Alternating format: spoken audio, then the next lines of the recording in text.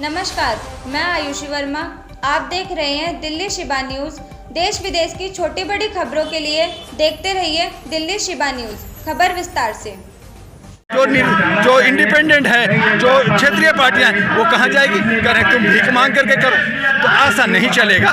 संविधान सबके लिए एक होता है, कानून एक होता है, और उस कानून को संवैधानिक तरीके से मानना होगा और संवैधानिक तरीके से देश को चलाना होगा। जो संविधान के तरीके से नहीं चला रहे वो असंवैधानिक है और उनको सत्ता में बने रहने का कोई अधिकार नहीं है। और इसीलिए सत्ता में बैठी हुई भाजपा है, इसलिए भाजपा को हरा करके अच्छे सच्चे लोगों को हम लोग बैठाना चाहते हैं। भाजपा किस तरीके से हटाने का आपका रणनीति होगी? देखिए, मैं बता रहा हूँ कि मैं एक नौजवान हूँ, आप एक नौजवान हैं। आपको कहा गया कि मुद्रा योजना में आपको पैसा 10 लाख मिलेगा। मैं पूछता हूँ कि किसी भी मीडिया को, किसी नौजवानों को क्या 10 लाख रुपया मिला? ये कहते हैं 25 लाख रुपया हमने जो है नरेगा ये मुद्रा योजना में पैसा दे दिया। अरे किसको दे दिया, कहाँ दे दिया? हमने तो बहुत सारे बैंकों के चक्कर लगाए, हमें तो 1 रुपया मिला नहीं, तो कहाँ गया पैसा? ये सब घोटाला है, ये सारा का सारा मामला घोटाला है। जो भी योजना परियोजना बनती है ये सिर्फ बकवास है। ये कर दिया, ये कर दिया, ये कर दिया। अरे वो इम्प्लीमेंट कैसे हुआ? उसको कितना फ़ायदा पब्लिक को मिला? आज ये जो शौचालय बनाए उससे कितना फ़ायदा हुआ? क्या वहाँ पानी है? क्या वो लोग उसको यूज़ कर रहे हैं? आज जो है उज्ज्वला में आपने गैस सिलेंडर दिया, क्या वो यूज गैस सिलेंडर हो रहा? क्या उनको गैस फ्री में मिल रहा है? अरे भाई, एक गैस सिलेंडर दे दिया और कहा 1200 रुपया दो भरने का। अब तो जो है पेटीएम और ये जो हमारा ऑनलाइन है उसमें भी एक हमारा जो ट्रांजैक्शन होता है वो हर एक ट्रांजैक्शन पे मैं एक बात बता रहा हूँ, पेटीएम का आज 35 से 36 करोड़ उसके ग्राहक हैं। आप एक दिन एक ट्रांजैक्शन करते हैं, 1 रुपया आपका कट जाता है। आपको लगता है 1 रुपया, लेकिन वो एक ट्रांजैक्शन पे 35 करोड़ रुपये कमा रहा है। आप सोच सकते हैं कि वो एक महीने में, एक साल में कितना 1000 लाख करोड़ लूट रहा है। तो ये लूट हो रही है, जनता को बेवकूफ़ बनाया जा रहा है, जनता समझ नहीं रही है, सोई हुई है। हम उसे जगाने के लिए हम लोग मानवतावादी हैं, मानवाधिकार का मैं राष्ट्रीय अध्यक्ष भी हूँ, और इसीलिए मैं एक राष्ट्रीय ऐरा नेशनल पार्टी का भी अध्यक्ष हूँ। और इसीलिए सभी पार्टियों को मिला करके जो लोग देश को सही दिशा में देंगे उनके साथ लेकर करके हम लोग राष्ट्रीय महागठबंधन में आगे चलेंगे। और जितने भी विधानसभा में आने वाले कर्नाटक में हम उसका जवाब देंगे और नवंबर में देंगे, और फिर 24 में लोकसभा में हम उसका पुरतोड़ जवाब देंगे। इसलिए हर 2 दिन पे हमारा कार्यक्रम है। सर, आपके साथ कितनी पार्टियां और कितने संगठन? अभी हमारे पास जो लिस्ट बना है वो 219 पार्टियां हैं और कोई 3000 के हमारे NGO हैं, लेकिन लोग डरे हैं, सहमे हैं, आर्थिक रूप से कमज़ोर हैं, निकल नहीं पाते। और फिर अलग अलग राज्यों में, अलग अलग जिलों में कार्यक्रम हम लोगों ने तय कर दिया है। जैसे आज 16 को यहाँ प्रोग्राम है, 19 को हम जंतर मंतर फिर प्रोग्राम कर रहे हैं, 25 को हमारा प्रोग्राम है, 21, 22, 23 को हमारे आंध्रा में है, हैदराबाद में हमारा प्रेस कॉन्फ्रेंस। तो इसीलिए लोग बढ़ करके और हम ये सारा काम कर रहे हैं। और जो तीसरा ये कार्यक्रम है, चौथा कार्यक्रम हम लोग तालकोटोरा स्टेडियम में करेंगे, 10 बजे सुबह से लेकर रात के 10 बजे तक करेंगे। उसका तारीख आप लोग को जल्द बता देंगे जब हमारा वेन्यू बुक हो जाए। Thank you.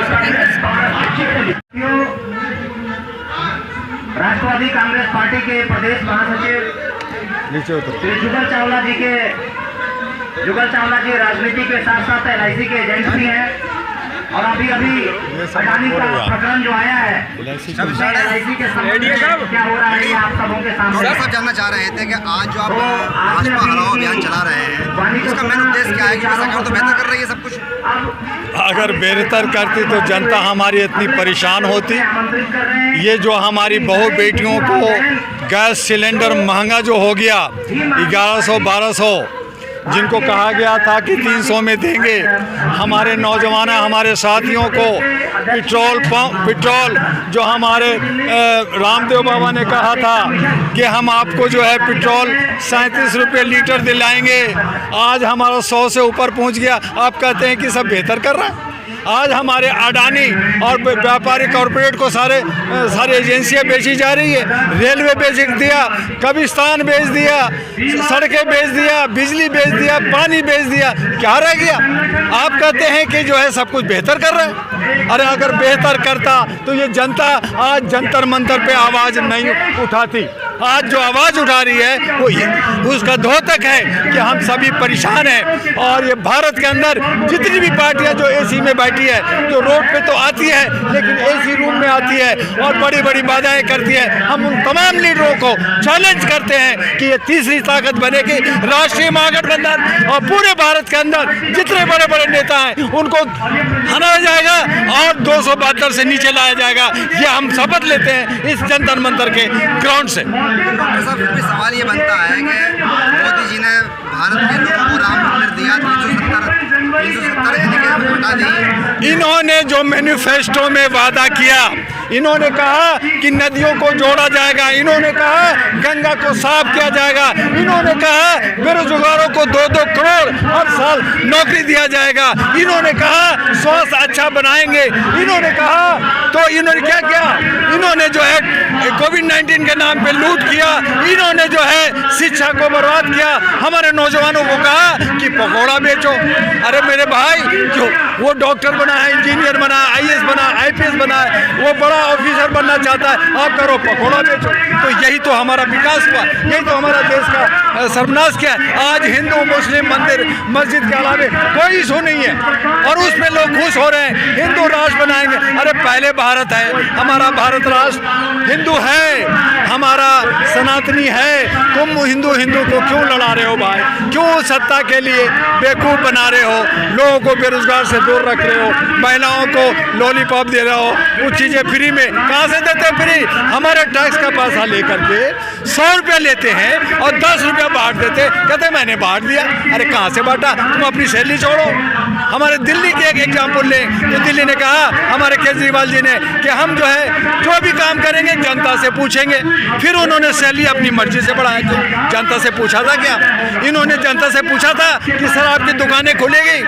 ये सारे काम अपनी मर्जी से कर रहे हैं। वही हमारे नरेंद्र मोदी जी हमारे लोकसभा में कर रहे हैं कि वो अपनी मर्जी से ताली थाली जो भी वो अपनी मर्जी से कर रहे हैं, नोटबंदी कर रहे हैं, सब कुछ अपनी मर्जी से कर रहे हैं। जनता का उसमें भागीदारी कहाँ है? जनता तो खामोश है। जनता तो जो है वो आज हमारी मानसिक गुलामी में जी रहा है। जैसे हम 1500 सालों से गुलामी में जीते आए हैं, आज हम लोग सब मानसिक गुलामी में जी रहे हैं और हमारे भाइयों को बांट दिया है जात पात ऊंच नीच में और हमारा आरक्षण में, और मांगे अरे किसकी मांगे पूरी हो रही है? कोई सुन रहा है क्या? रोज ज्ञापन जा रहा है। कभी एक बार भी प्रधानमंत्री ने एक ज्ञापन को पढ़ा क्या? तो हम मांग रहे हैं, लाखों रुपया खर्च करते हैं, दूर दूर से आते हैं, अपना पानी खाना खाते हैं और आप हमारा टैक्स का पैसा पे मौज मस्ती कर रहे हो। आप देश विदेश घूम रहे हो। तो ये कौन सा विकास, कौन सा ये मॉडल है? तो इसलिए हमारे आने वाले जनरेशन, हमारे आने वाले यूथ, हमारी महिलाएं जवाब देगी कि हमें ऐसे सरकार नहीं चाहिए। हमें जो विकास करेगा, जो वादा करेगा, जो गारंटी देगा, जो सुप्रीम कोर्ट का बॉन्ड भरेगा, उनको हम लाएंगे। और वो अगर नहीं करेगा तो रिकॉल सिस्टम होगा, पॉलिटिकल अमेंड होनी चाहिए। हमारे जो इलेक्शन कमीशन है उसको स्वतंत्र रूप से काम करना होगा और जो प्रचार करती है सरकार, जो हमारे प्रधानमंत्री चीफ मिनिस्टर प्रचार करती है, उस पर रोक लगना चाहिए क्योंकि उसमें करोड़ों रुपया खर्च होता है।